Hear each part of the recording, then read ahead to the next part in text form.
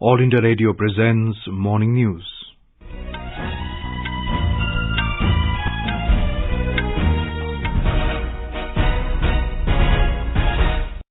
Good morning. I am Abhishek Mukhopadhyay. With me Saira Mujtaba. The headlines. India to achieve net zero carbon emissions by 2070. India is the only major economy to have delivered on Paris Agreement. Prime Minister Narendra Modi tells COP26 summit. PM Modi meets his UK counterpart Boris Johnson in Glasgow on the sidelines of COP26. India administers first dose of COVID vaccine to 78% of its eligible population and second dose to 35%. Australia recognizes India's COVID vaccine Covaxin to allow visitors jabbed with it. Prime Minister Modi thanks his Australian counterpart. Counting of votes begins for 3 Lok Sabha and 29 Assembly constituencies. Enforcement Directorate arrests Maharashtra's former Home Minister Anil Deshmukh in money laundering case. National Testing Agency declares NEET UG 2021 exam result. Mrinal Kuteri of Hyderabad tops the list with perfect 720 marks. GST collection surges to over 1.3 lakh crore rupees in October, second highest since its launch in 2017. And in T20 Cricket World Cup, England beat Sri Lanka by 26 runs in Sharjah.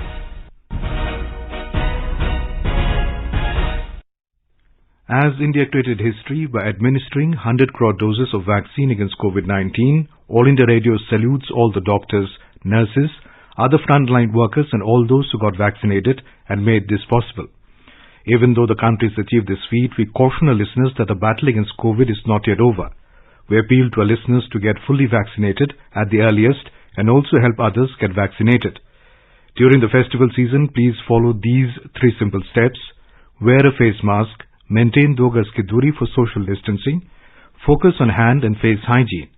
For any COVID-related information and guidance, contact national helpline numbers 011 2397 8046 and 1075.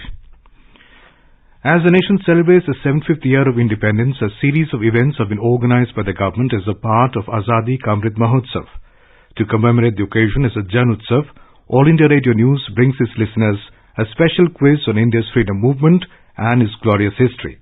The quiz has been conducted every Monday and Tuesday in the morning news since 16th August and will continue till 15th August 2022. India Post has joined hands as the logistics partner with All India Radio News for the Amrit Mahotsav quiz.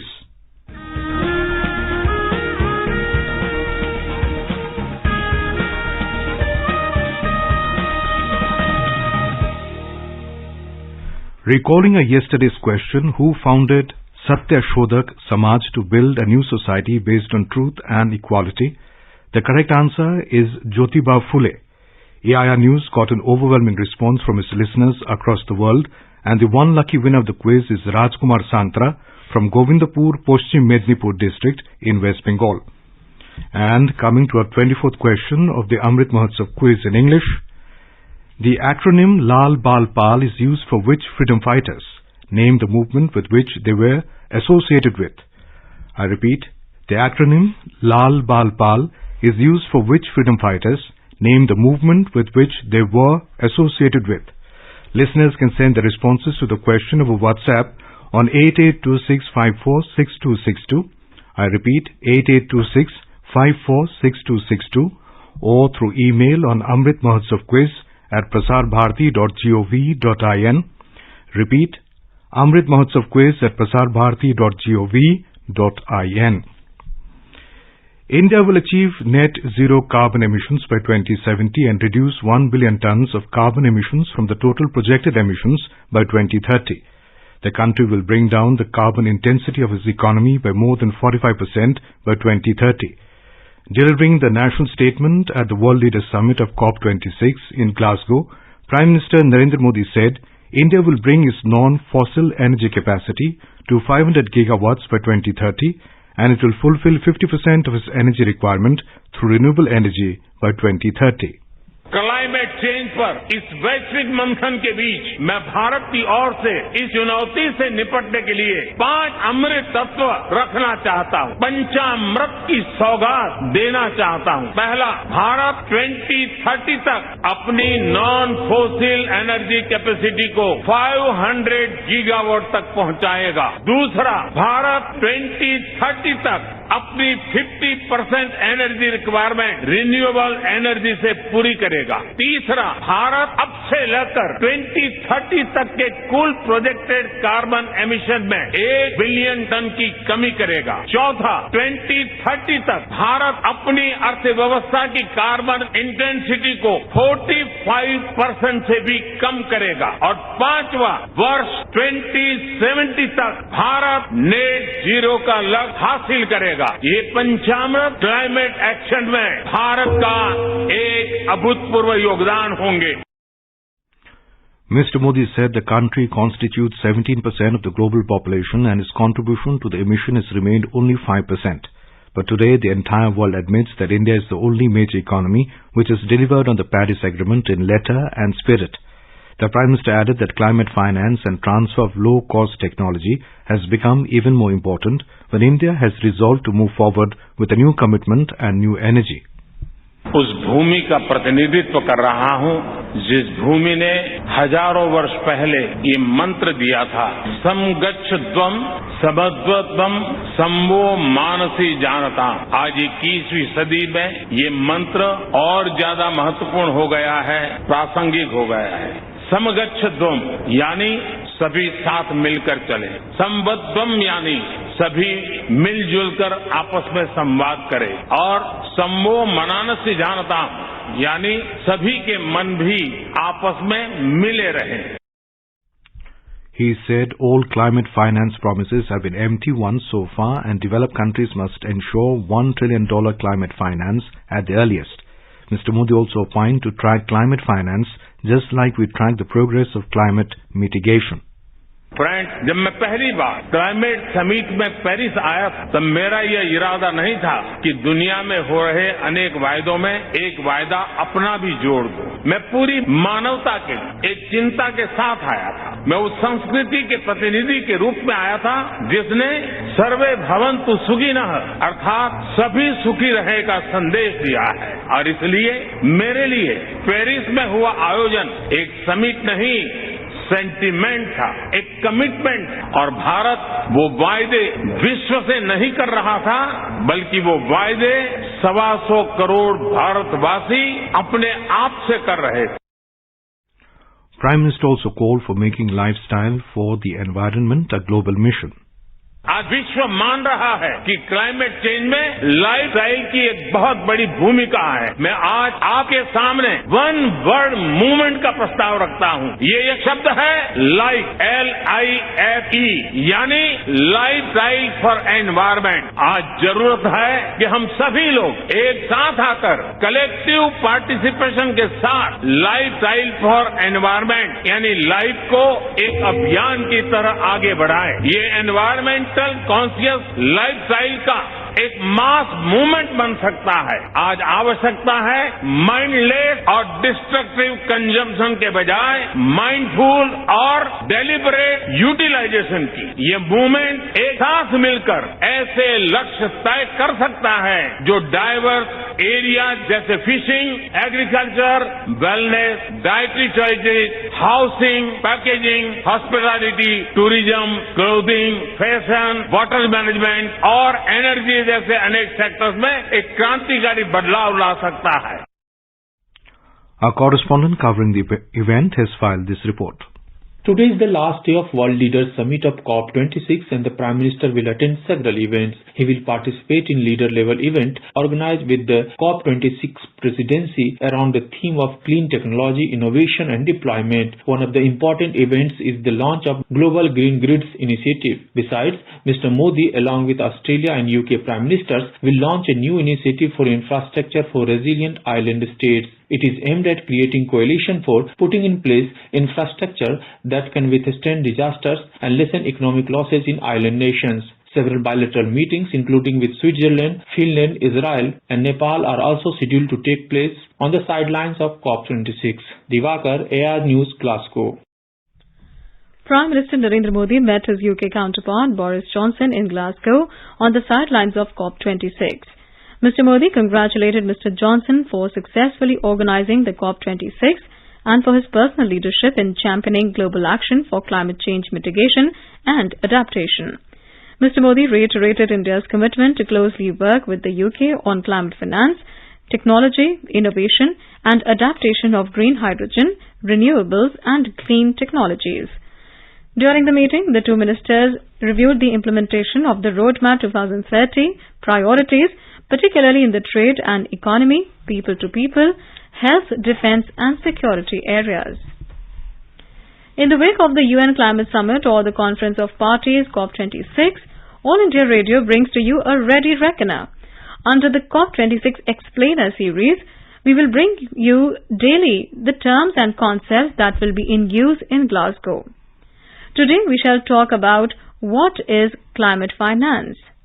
Climate finance is the flow of funds to all activities, programs or projects that support climate change related projects, whether mitigation or adaptation around the world. Funds can come from a wide variety of sources, public and private, bilateral and multilateral, and alternative sources of finance. At the Paris Agreement in 2015, developed countries committed to a goal of mobilizing jointly $100 billion a year by 2020 to address the needs of developing countries for meaningful mitigation actions. Subsequently, this target has been pushed to the year 2023. India has consistently called for greater contribution to climate finance from the rich countries for the developing countries to combat climate change. At COP26 in Glasgow, Prime Minister Modi said that India expects the developed nations to make available the climate finance of $1 trillion at the earliest. Union Health Minister Dr. Mansukh Mandavia has said that India has administered first dose of COVID-19 vaccine to 78% of the eligible population and second dose to 35% of the eligible population of the country. In a tweet, Dr. Mandavia termed it an extraordinary feat of an extraordinary nation. He congratulated all, saying that we rapidly progress on a path to defeat the virus. India's COVID vaccination coverage has crossed 106 crore 79 lakh mark. Out of the total vaccination, more than 73 crore 43 lakh vaccine doses have been given as first dose, while over 33 crore 36 lakh doses have been administered as second dose. Health Ministry said more than 47 lakh 79,000 vaccine doses were administered till 7 p.m. yesterday. Bharat का टीकाकरण ये ही जान बचाएगा, ये संकट दूर भगाएगा।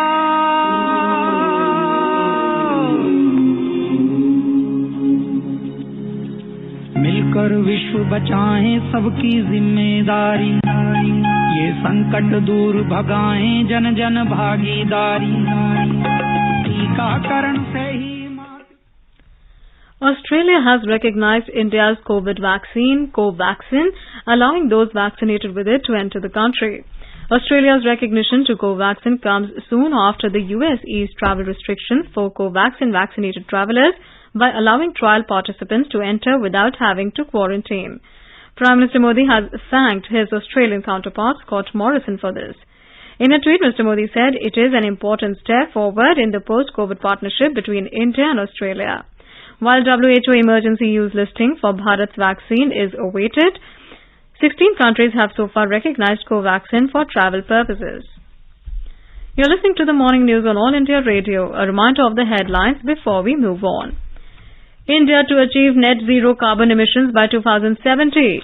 India is the only major economy to have delivered on Paris Agreement, Prime Minister Modi tells COP26 summit. Prime Minister Modi meets his UK counterpart Boris Johnson in Glasgow on the sidelines of COP26. India administers first dose of COVID vaccine to 78% of its eligible population and second dose to 35%. Australia recognizes India's COVID vaccine, Covaxin, to allow visitors jabbed with it. Prime Minister Modi thanks his Australian counterpart. Counting of votes begins for 3 Lok Sabha and 29 Assembly constituencies. Enforcement Directorate arrests Maharashtra former Home Minister Anil Deshmukh in money laundering case. National Testing Agency declares NEET UG 2021 exam result. Mrinal Kotere of Hyderabad tops the list with perfect 720 marks. GST collection surges to over 1.3 lakh crore rupees in October, second highest since its launch in 2017. And in T20 Cricket World Cup, England beat Sri Lanka by 26 runs in Sharjah.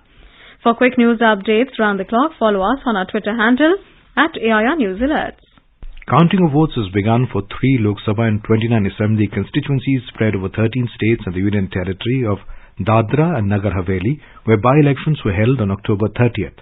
The Lok Sabha seats where by-elections were held are Khandwa in Madhya Pradesh, Mandi in Himachal Pradesh, and Dadra and Nagar Haveli. All 3 Lok Sabha seats fell vacant following the death of sitting MPs. The by-elections for 29 Assembly seats were held in 13 states, including Assam, West Bengal, Madhya Pradesh, Himachal Pradesh, Bihar, Karnataka, Haryana and Maharashtra. Enforcement Directorate has arrested Maharashtra's former Home Minister Anil Deshmukh after more than 12 hours of questioning in Mumbai in connection with the money laundering case.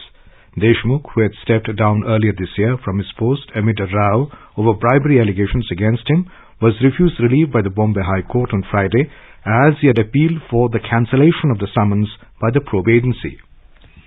National Ayurveda Day is being observed today. The day is celebrated on Dhanvantari Jayanti to create awareness about the health benefits of Ayurveda and to promote Ayurvedic lifestyle. The theme of this year's Ayurveda Day is Ayurveda for Poshan. The main event of Ayurveda Day will be held at the National Institute of Ayurveda in Jaipur, Rajasthan. Ayush Minister Sarbanand Sonowal will launch a short film based on scientific achievements in the field of Ayurveda Poshan and a booklet on benefits of Ayurveda-based nutritious diet.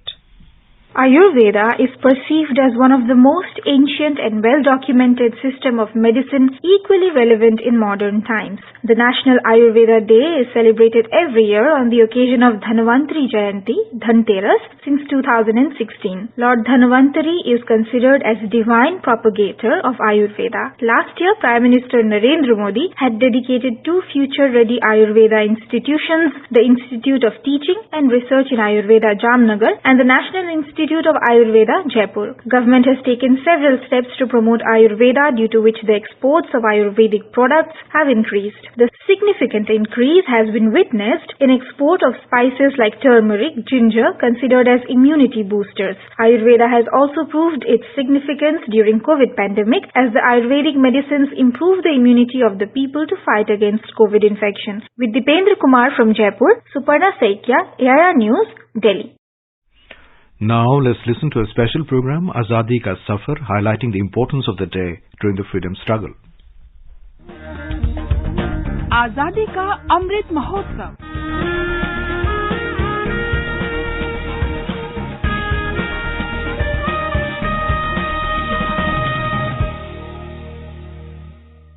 Azadi Ka Safar with AIR News. Birth of a Nation. India's glorious freedom struggle is one of the greatest struggles the modern world has ever witnessed. AIR News brings you a glimpse of this struggle every day.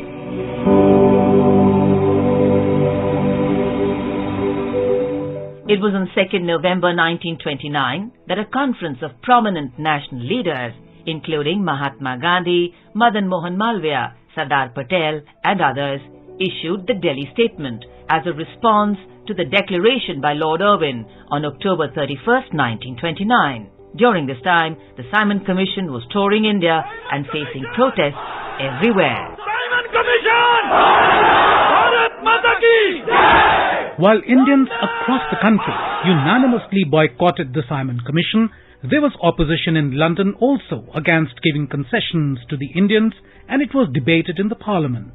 The declaration by Irwin was an attempt to restore Indians' faith in the ultimate purpose of British policy. He persuaded the Indian National Congress's leadership to come to the Round Table Conference. Gandhiji issued the Delhi Statement in an attempt to find a middle path for the ensuing issues.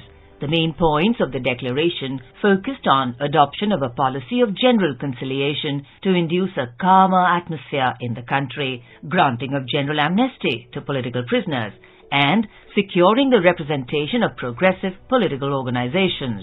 The statement also underlined that a more liberal spirit should be infused in the government of the country.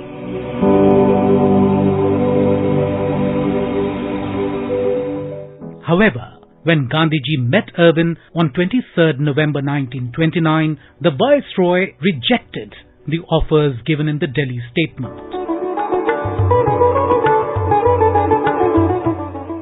Today is the birth anniversary of renowned physician, social reformer and ardent propagator of science, education and research, Mahendralal Sarkar. He was born in Pekpara village of Howrah district in the Bengal province on the 2nd of November in 1833.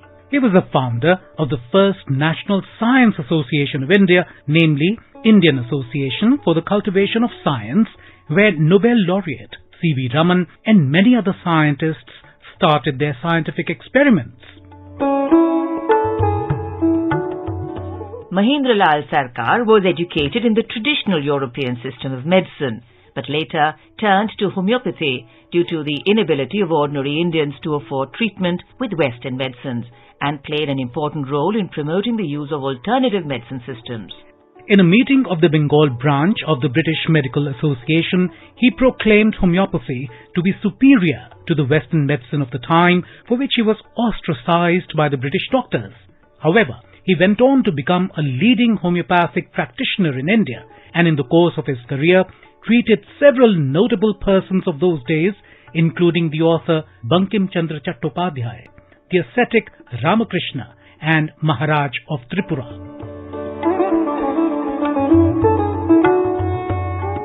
Sarkar was a humanist who believed that science could add to the prosperity of humanity, and the cultivation of modern science was required to remove poverty and ignorance of Indians.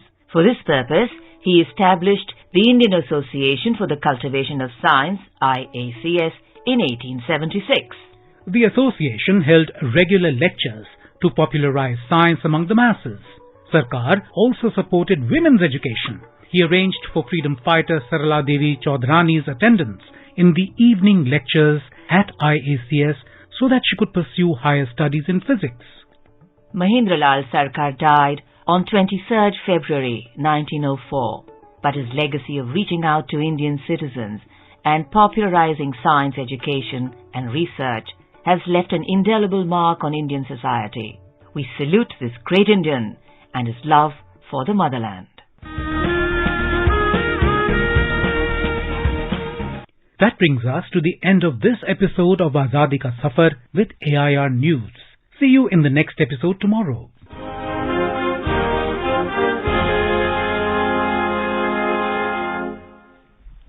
In some more news, Ministry of Women and Child Development has launched Nari Se Kharidari campaign in partnership with Facebook as the festive season begins in India. In a tweet, Women and Child Development Minister Smriti Irani said, "Women-led development and vocal for local are two clarion calls given by Prime Minister Modi, which have today become a mission for every Indian." Our correspondent has filed this report. Last year, ahead of the festive season, Prime Minister Narendra Modi had given a clarion call to go local for vocal. लेकिन आपको याद है ना, खरीदारी मतलब vocal for local. आप local खरीदेंगे तो आपका त्योहार भी रोशन होगा और किसी गरीब भाई बहन, किसी कारीगर, किसी बुनकर के घर में भी रोशनी आएगी. Since then, people from all quarters of life have come forward to promote and encourage local manufacturers and produce. In line with this vision, government in its policy and spirit has always supported women entrepreneurs. Therefore, Women and Child Development Ministry has launched Nari Se Kharidari campaign as the festive season begins in India. Every year around this time, earthen diya vendors and flower sellers can be seen selling their wares, most of them being women. The Nari Se Kharidari campaign has come as a boon for these women, with people flooding social media with photos of their purchases from female vendors. Nari Se Kharidari initiative will definitely light up many homes this festive season. Suparna Segya, AIR News, Delhi. National Testing Agency NTA has declared the result and paved the way for admission in medical colleges across the country. As many as 98,000 students have qualified as NEET cut-off marks was dropped from the previous year. Mrinal Kuteri of Hyderabad has topped the National Eligibility Cum Entrance Test NEET UG 2021 exam. He scored a perfect 720 marks in the NEET exam. The GST revenues for October have been the second highest ever since the introduction of GST, second only to that in April this year. Gross GST revenue collected in the month of October is 1,30,127 crore rupees. Out of this amount, CGST component is 23,861 crores, SGST is 30,421 crores, IGST is 67,361 crore and cess is 8,484 crore rupees. In T20 Cricket World Cup, England beat Sri Lanka by 26 runs in Sharjah last night. Earlier, Sri Lanka won the toss and chose to field first. Today, South Africa will take on Bangladesh, while Pakistan will clash with Namibia. Now let us take a look at the weather forecast for today. Srinagar will have partly cloudy sky with possibility of rain or thunderstorm. Jammu will have partly cloudy sky with possibility of rain or thunderstorm or dust storm. Leh is likely to witness mainly clear sky. Gilgit will have partly cloudy sky. The temperature will hover between 3 and 23 degrees Celsius. Muzaffarabad will have mainly clear sky. The minimum temperature is 8 degrees Celsius and the maximum will be around 26 degrees. The national capital Delhi will have partly cloudy sky. The temperature will vary between 15 and 29 degrees Celsius. Mumbai will also have partly cloudy sky. Chennai is expected to have generally cloudy sky with moderate rain.